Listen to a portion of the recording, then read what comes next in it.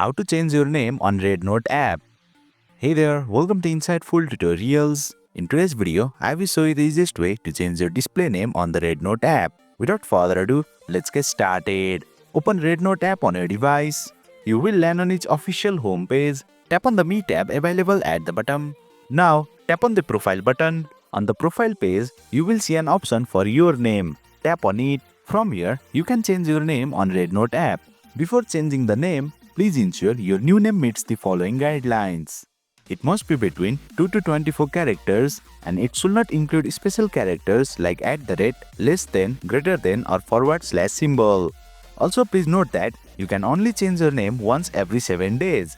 Now remove your current name and type in a new name of your choice. For example, I will write Insightful Tutorials as the new name. Then tap on the save option available at the top. As you can see, the name has been changed. And boom! You have successfully changed your display name on Rednote. That's it for today's video. If you found this tutorial helpful, please don't forget to hit the like button and subscribe to our channel for more insightful tutorials.